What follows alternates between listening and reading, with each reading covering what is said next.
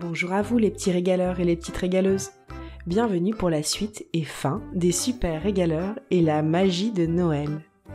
Si tu n'as pas encore écouté la première partie de l'histoire, cours-y vite, mais si tu attendais avec impatience la suite, laisse-moi te rafraîchir les idées sur ce qui s'était passé.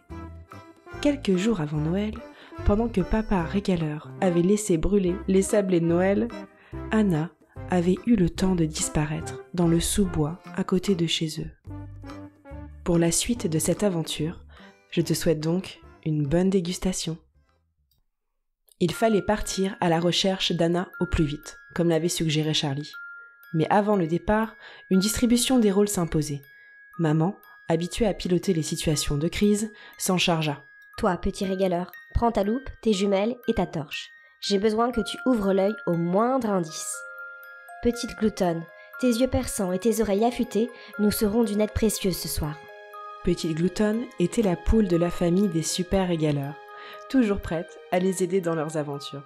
Maman régaleuse continua. Super régaleur, tu connais cette immense forêt comme ta poche. Guide-nous dans ce labyrinthe. En avant les super régaleurs.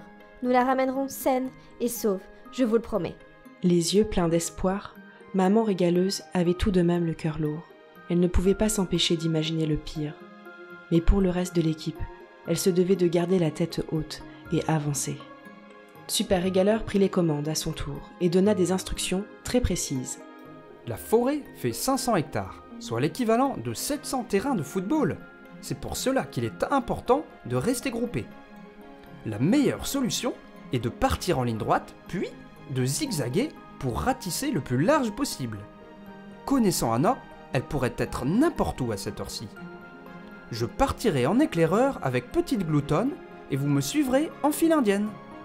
Mis à part les gloussements intempestifs de Petite Gloutonne, tous exécutèrent les ordres sans discuter. Ils avançaient à pas feutrés. Seuls les bruits de la forêt et le craquement des feuilles sous leurs pieds étaient perceptibles. Petit régaleur était toujours impressionné d'entrer dans cette forêt majestueuse.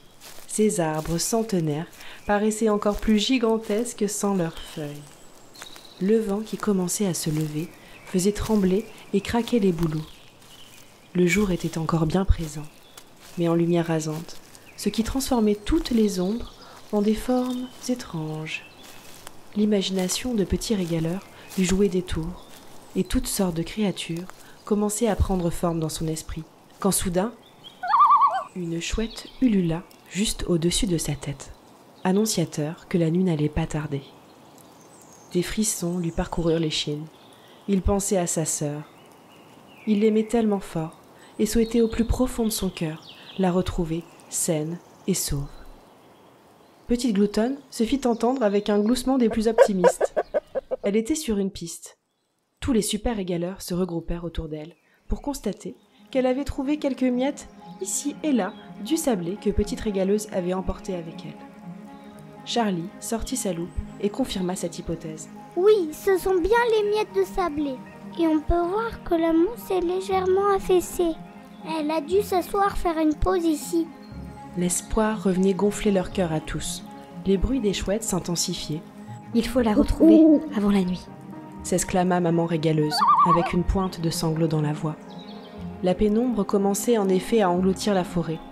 On n'y voyait presque plus rien. Petit régaleur s'empressa d'allumer sa lampe torche. C'est bien mieux comme ça.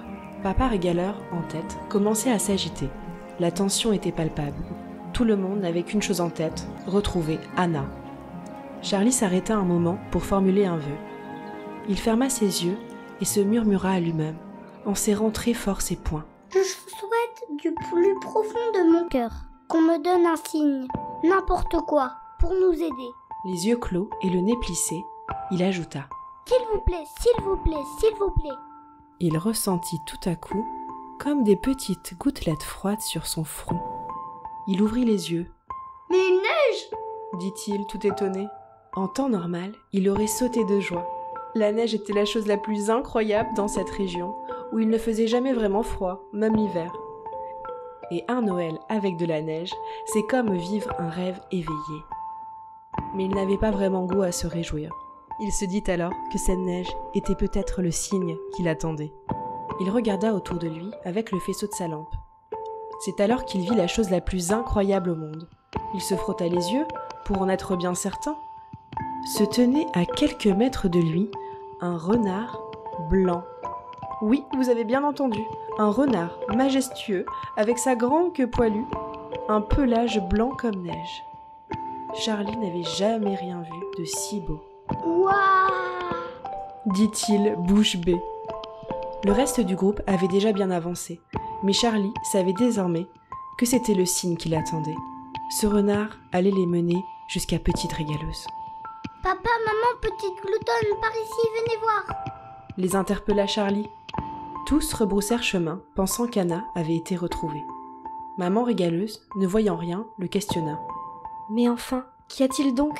« Ici, regardez, un renard blanc comme neige. » s'exclama Charlie en pointant l'endroit où il lui était apparu. Mais il n'y avait plus rien, plus de renard, et la neige avait cessé de tomber, comme si Charlie avait tout inventé. Mais tout cela lui avait paru tellement réel. Il se mit alors à courir aussi vite que le vent, là où le renard lui était apparu. Il avait comme une intuition. Si nous voulons quadriller la forêt correctement, ce n'est pas le bon chemin. L'interpella au loin Papa Régaleur. Trop tard, Charlie était déjà loin. Il fallait impérativement le suivre pour être sûr de ne pas le perdre de vue. Petit Glouton fut la plus rapide à le rattraper. Il s'était arrêté net et observait quelque chose sur le sol. Comme stupéfait, il ne bougeait pas. Papa Régaleur et Maman Régaleuse arrivèrent essoufflés à sa hauteur. Ils n'en croyaient pas leurs yeux. Comment était-ce possible? Recroquevillé, avec un bébé lapin au creux de ses bras, se trouvait Anna, profondément endormie. « Incroyable !» s'exclama maman en s'accroupissant. Elle fit craquer une branche sous son pied. Le lapro tout ensommeillé se réveilla tout à coup.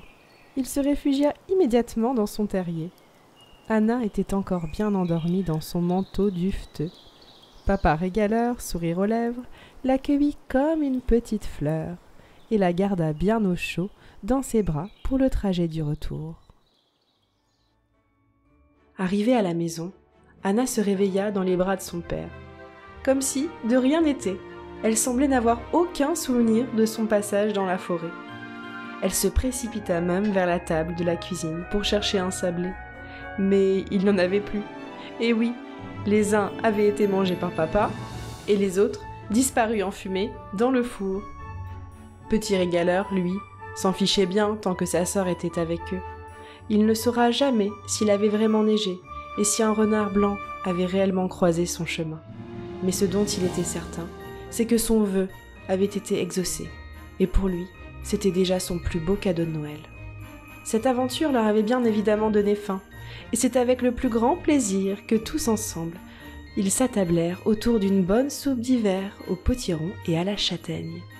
Rien n'était plus délicieux que ce moment partagé en famille pour célébrer la magie de Noël.